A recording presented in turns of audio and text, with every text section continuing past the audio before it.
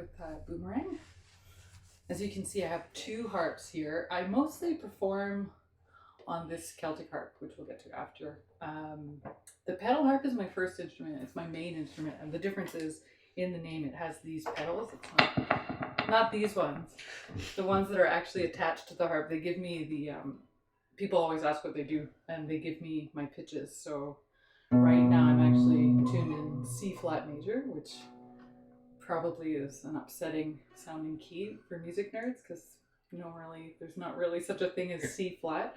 But I actually have a difference between C flat and B natural. And these are my C's. And if I change the pedal's attached. The column is full of metal. There's these springs inside the bass, rods up here. This whole piece is full of metal, and it's attached to these little discs so that when I hit this pedal, it changes all of my C's at the same time. And that's true for basically, I have 7 pedals with a flat, natural, and sharp position. So that's the thing people generally don't know about harps and pedal harps in specific, is that there's a lot going on up here, which is kind of visually interesting, but there's so much for harpists. We're always kind of doing this secret little dance down below to actually get any of our modulations happening. And yeah, you can hear basically like this is a C flat, whereas I have a B natural. So I can do a lot of, that's kind of the typical harp sound, is you can do a lot of these enharmonic tunings, like I've got a B natural and a C flat and an F flat and an E natural, and then you can put the harp in essentially so that all of the strings are pentatonic and you get all of those sounds. And you can kind of just move your feet around, and it looks like you're doing something really fancy, but you're just pushing buttons essentially.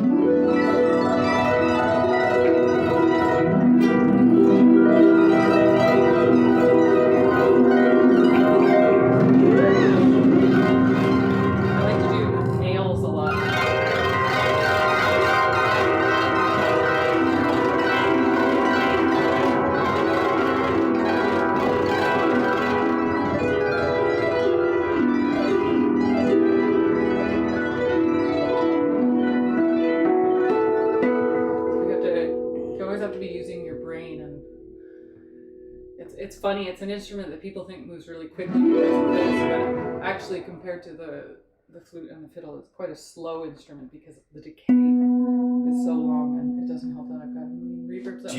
Do you hear that sound when you're dreaming? In my nightmares. Only in my nightmares.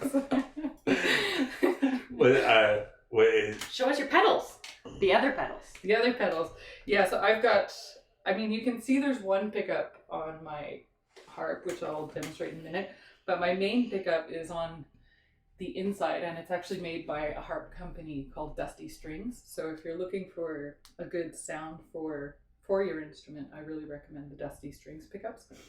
And I've got essentially like a lot of reverbs and delays going on because I really like to overdo that pretty harp sound, so it's just way over the top. I find that kind of satisfying. And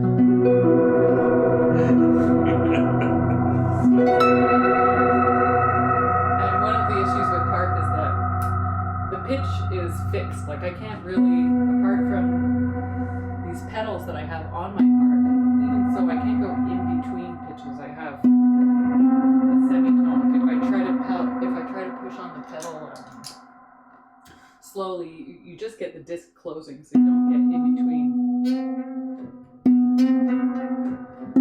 But I have one fancy harmonizing pedal that actually lets me do that. Kind of gives the illusion of a bend. And I do like to use, like Kate and Dave, I do use the harmonizer a lot with Bùmarang.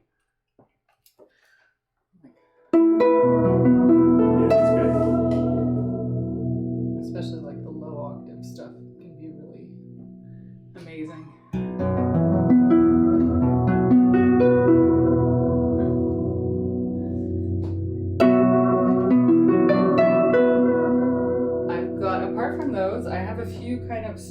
weird pedals that pair really well with the harp, like a ring modulator, which is made by Fairfield Pedals in Ottawa. And that pedal can give me a lot of really odd sounds that I'll sometimes use my feet while I'm playing.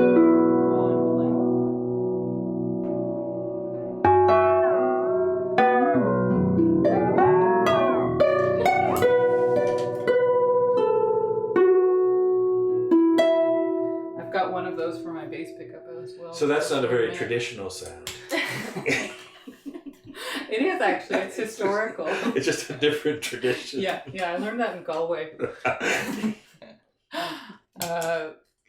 I personally love the sound of fuzz on the harp. You get a lot of feedback issues, so you have to be careful. But if you compare that with that octave. And I've also got a weird pedal that's a feedback generator, which kind of I'm just getting used to, but basically is like a weird little singing accompanist. You can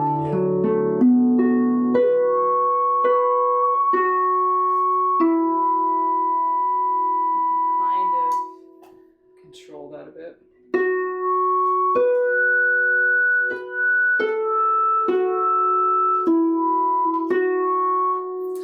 Anyways, that's kind of my technical setup, more or less. And then the last thing I have on my harp is this homemade bass pickup that I don't want to talk too much about because I don't want to give away all my bizarre little tricks and secrets, especially since this one doesn't work and I'm always paranoid somebody's going to do a better job and then I'm going to have to buy one from them. But I've basically put guitar pickups on the harp. The harp is mostly gut strings, and so you have to use piezo pickups, but the bottom of the harp is metal strings. So I realized at one point that you could actually put magnetic pickups on the harp to isolate it. So if I've got the upper pickup turned all the way down, so you don't hear it, and then this is just the bass. I can be playing and have it completely separate. And it's kind of nice for doing strange rhythmic stuff sometimes too.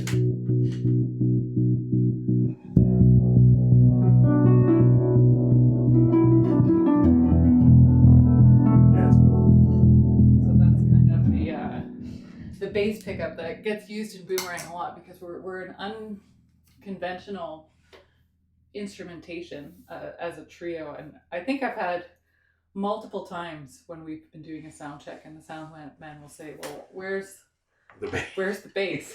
Who's the bass? And it's usually the flute and the harp that are the bass of Bùmarang. So that takes some getting used to. Yeah. Especially that bass flute of Dave's. I've seen many sound men jump. Yes. Heard that for the first time. So that's basically the sound on the pedal harp, and like Kate, I'm trained as a classical musician, and I do also play Celtic.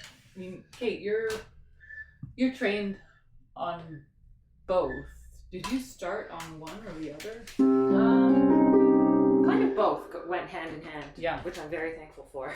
Yeah.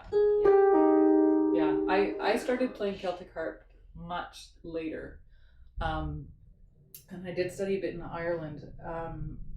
The Celtic Harp that I have, which I'll just get closer now. The Celtic Harp that I have is actually made by me. It's called a Sligo harp. There's this wonderful maker named Rick Kemper. He's in Maryland, and he was recommended to me by a harpist in County Mayo. Basically, Rick was running a program for a while. I'm not sure if he still is, where you can actually go and live with him for a week or so and do the work on your own instrument. So I definitely did not design. There's no part of this wonderful instrument that comes from my brain, but it does come from my hands. I actually did all of the labor on the wood on this harp, so it's kind of nice seeing like the blemishes where I didn't sand the glue properly. It's all my fault. But you can hear a lot of people will ask what's the difference between a Celtic harp and pedal harp and a folk harp. And the pedal harp, first of all, it's the pedals, of course, that we discussed, but it's really a classical instrument. It's meant for orchestral music, and it's totally chromatic because of the pedals that we have. The Celtic harp, we use these levers to get the same effect. And I can't get flat, natural, and sharp. I can get two pitches. So if I've got a string tuned to flat, I can get it natural. If it's tuned to natural, I can get it sharp. And I have to actually use my left hand to do it. So it can be tricky to figure out a moment where you can let go of the bass so that you can actually modulate that way. And I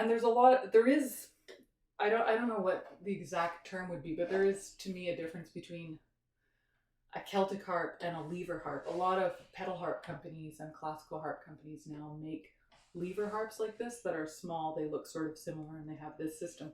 But to me, they're not actually Celtic harps. They're designed to be a smaller model to emulate the pedal harp, whereas this is actually designed after an Irish harp, so you can hear the sound difference. It's really snappy. This one rings more, whereas this one, you can hear, especially at the top, it's a lot brighter.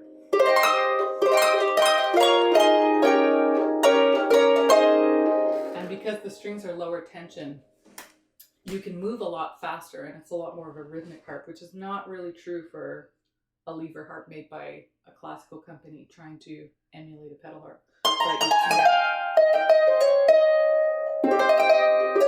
It's a little bit quicker, basically. Isn't part of the harp like the managing sustain? Are there techniques that you can use? Because if it just keeps ringing between chords and it's all just ringing and ringing. Yeah, we're always using our left hands to mute or to muffle. Like, that's really common. I'll go back and just grab notes that are ringing. So let's say I'm playing a C minor chord and then I switch to F. I might just go and grab the low. The harp rings generally at the bottom, so that's kind of a note about sustain in general. If I play a chord up here and I just come back on the strings that I played, you still hear it ringing, whereas like it's in the bottom because of the way sympathetic resonance works, essentially. And if you hit one of those long notes those low notes, how long does it ring for? Depends on the instrument, and it depends on the string. And even that's like it's still going. And my pedal harp in particular, I mean, it will just go on. I've recorded it sometimes where, you know, you really, with the headphones and everything, you're really zooming in on exactly how long. I think at least 2 minutes. I've stopped counting at that point. Yeah. So you have to be really careful.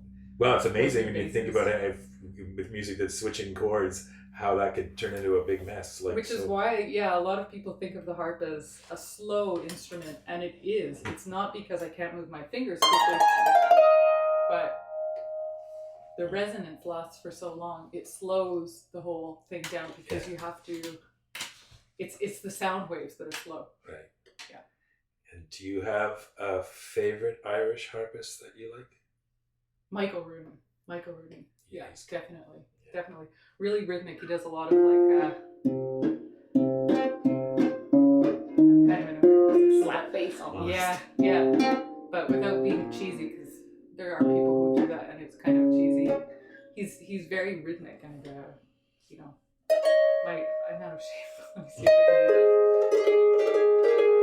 There's all the little embellishments. You can't do those ornaments on the pedal harp, so, or apparently sitting at the wrong position. And as a flute player, whistle player, I have to ask, how much of a pain in the ass is it to tour with instruments that are this big? Well, There's a reason that with Bùmarang you won't see this one on stage. When I'm doing my solo music, it's really made for this instrument, but we decided early on with Bùmarang that on the album I play both according to whatever sounds the best on whichever instrument, but on tour the possibilities are so limited so quickly when you impose this instrument. Yeah, jeez, I can imagine. So this is the Bùmarang. And that one through the pedals sounds good too, though. I mean, it's exactly. There we go. Yeah, so basically with Bùmarang, I can plug. Again, I use a Dusty Strings pickup and a bass pickup on this one, and I can get all of those same.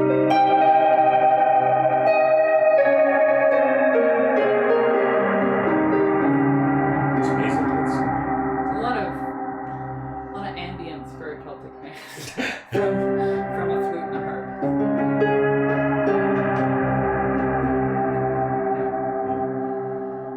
It's very cool. Awesome. Questions I get asked most are basically how do you carry that thing around? Yeah. This one with a lot of help, and this one